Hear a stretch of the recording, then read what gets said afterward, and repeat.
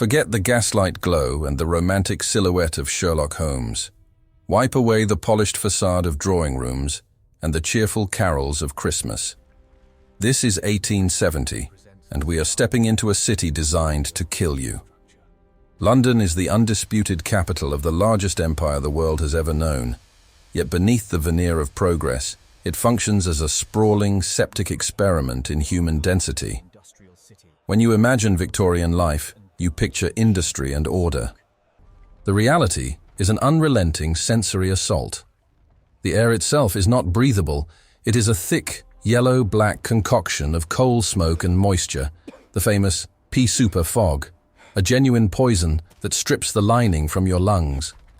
The noise is constant, the clatter of iron wheels on cobblestone, the unending shouts of hawkers, and the persistent wet coughs that echo from the tenements.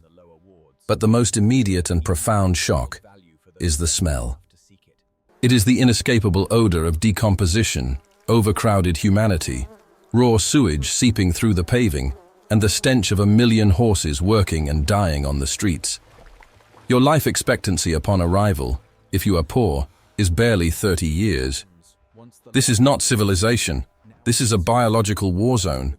London in 1870 was a statistical anomaly, a metropolis of nearly 4 million souls, the largest city the world had ever seen, yet still operating with infrastructure centuries out of date.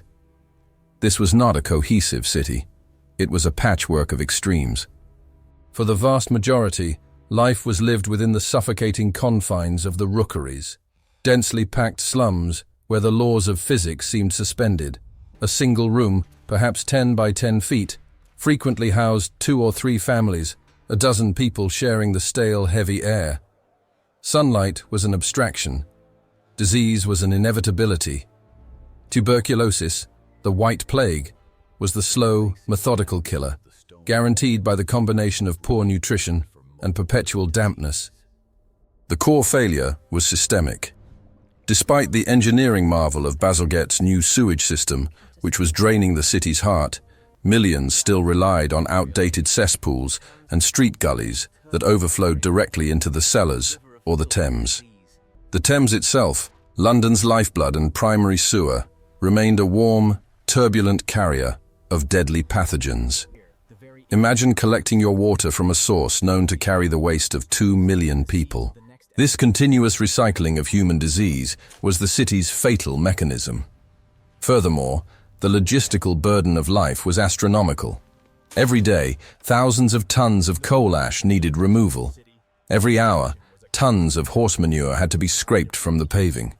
These basic necessities of sanitation often failed, leaving mountains of refuse in narrow alleyways, breeding grounds for rats and the microscopic agents of death.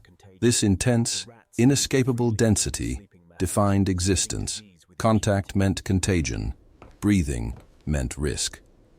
The incidental incidents, cholera, and the economics of contagion. In 1870, the terror of cholera had receded slightly compared to the Great Stink era, but the mechanisms of disaster remained primed. The true anomaly was not the disease itself, but the speed at which it could liquidate a life and family.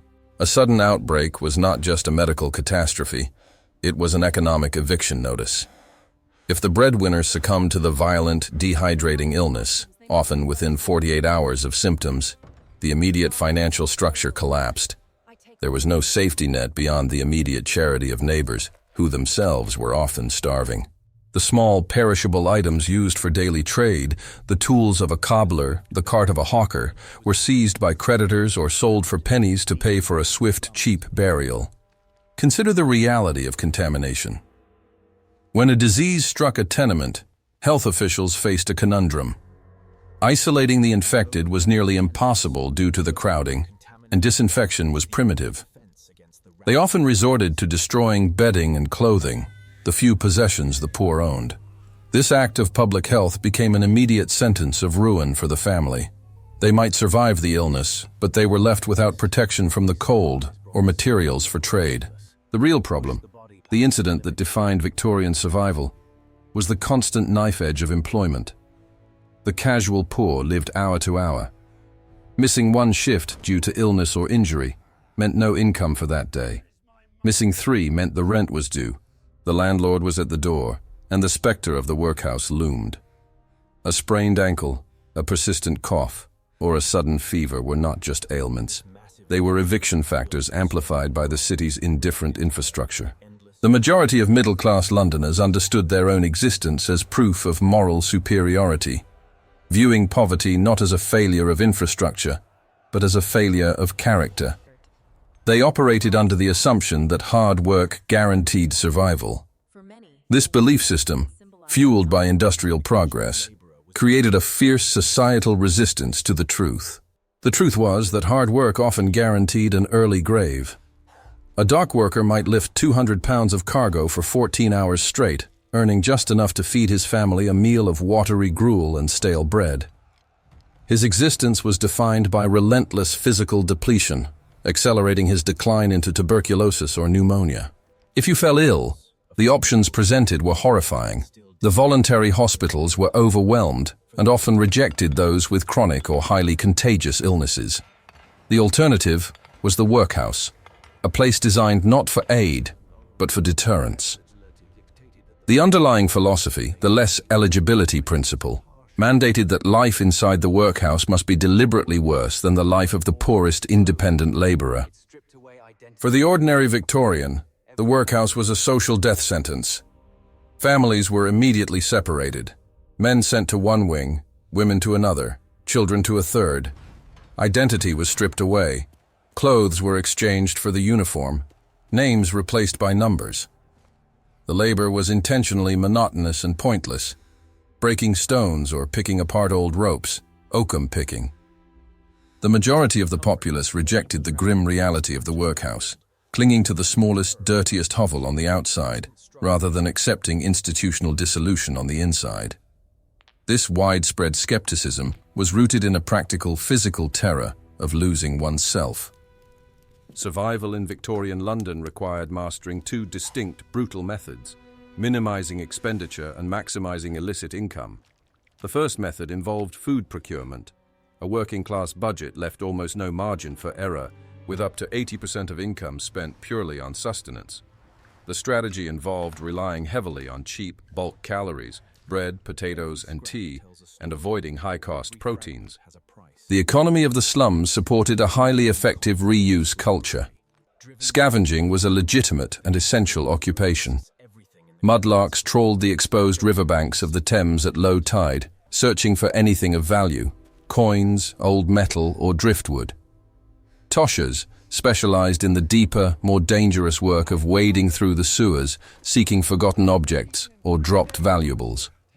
Every discarded item, from bone fragments sold to soap makers to waste paper, had a market value. The second, more volatile method was petty crime, necessitated by immediate hunger or debt. Pickpocketing, known as dipping, was a common introductory trade for children, highly risky but potentially profitable. For women, the options were starker: prostitution or the life, offered the fastest cash in a system that starved unmarried or widowed women of legitimate income. The sheer volume of desperation meant that competition for every shilling, legitimate or otherwise, was cutthroat. Survival was not about innovation. It was about aggressive repetition, finding the smallest niche in the immense grinding machine of the city and exploiting it before someone else did. This was the raw mathematics of the street. Extreme efficiency applied to extreme scarcity. The first critical realization for a newcomer to 1870 London was the absolute premium placed on space and privacy. Your only true asset was a sheltered space, however small or dilapidated. The distinction between the moderately poor and the absolutely destitute rested entirely on the ability to pay the rent for a single shared bed in a common lodging house, a doss house. These doss houses, often managed by former residents, were the nucleus of working-class survival. For a penny or two, you bought a spot on a sleeping platform or a shared straw pallet. This space provided temporary immunity from the street and the police, and most importantly, protection from the debilitating cold and dampness of the London night. The mechanics of this asset was simple. Without a fixed address, you were deemed a vagrant. Vagrancy meant immediate harassment by the constabulary and rapid descent into the workhouse system. The shilling spent on shelter was not merely a comfort, it was an investment in legality and continuity. Furthermore, the lodging house functioned as an information exchange. Here, one could learn about available, though dangerous, day labor at the docks, or discover which pawnshop offered the best rate for the Sunday suit. Losing this small, fixed point meant losing your connection to the economy and becoming truly invisible, a casualty already marked for disposal. The Doss house was dirty, loud, and disease-ridden, yet it was the only fortress against extinction. The survival mechanism hinged on localized, informal credit and deep-seated neighborhood intelligence. Since banking was unattainable for the poor, their economy was built on the pawnshop and the tallyman. The pawnshop was the working-class bank. Nearly every family had a Sunday suit or a piece of jewelry that served as collateral. By popping the asset on Monday and redeeming it on Saturday, payday, the family could bridge the dangerous cash flow gap inherent in casual labor. The interest rates were predatory, but the speed of the transaction was essential. This mechanism ensured liquidity at the cost of perpetual debt. The tallyman operated differently.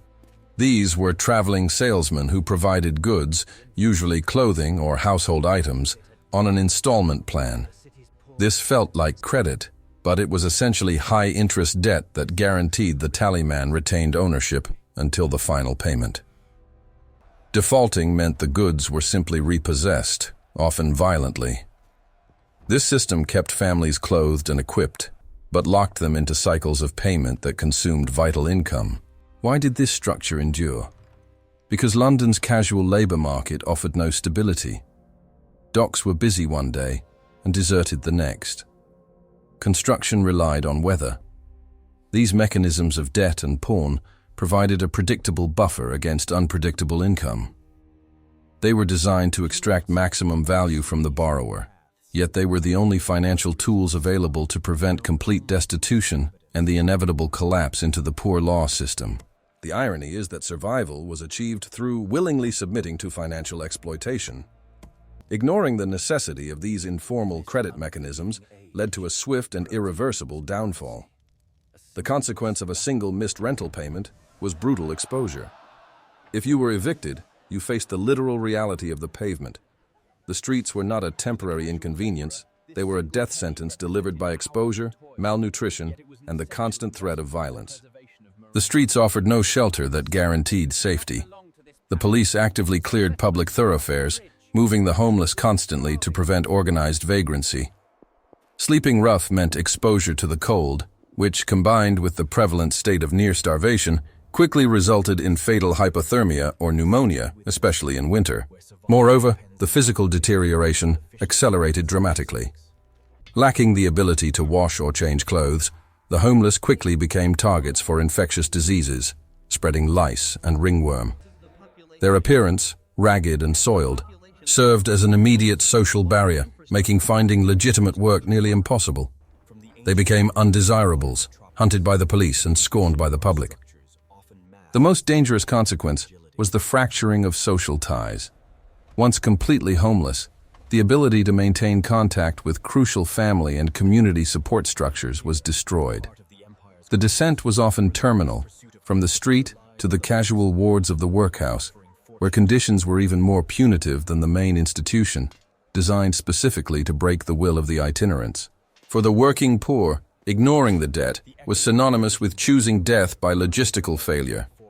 Beyond shelter and debt management, the third necessary asset was knowledge, specifically the geographic knowledge of the city's hidden networks. This knowledge often came in the form of specific, highly guarded locations.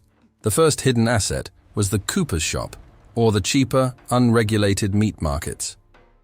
While the official markets were tightly regulated, the poor relied on cuts labeled as offal, or pieces, often meat that had begun to turn. Knowing which butcher would sell these scraps cheaply and which ones would accept trade for services rendered was critical nutritional intelligence.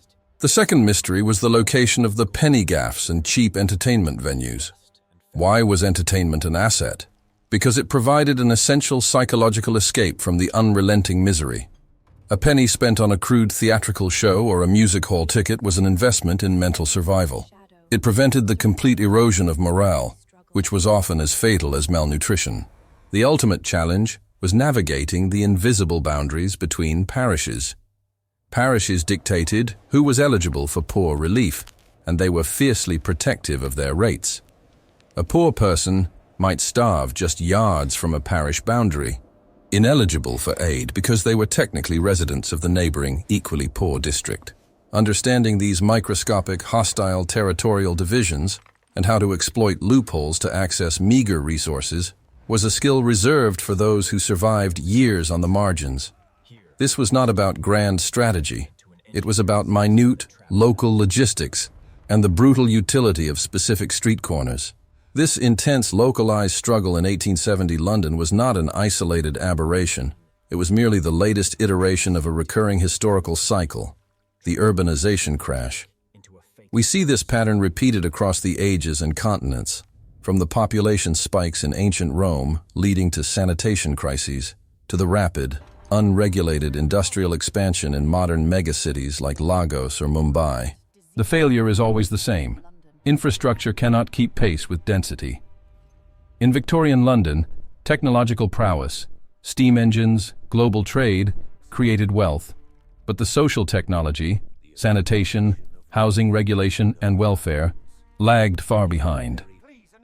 The result is the creation of hyper-local survival economies that exist in parallel to the national economy.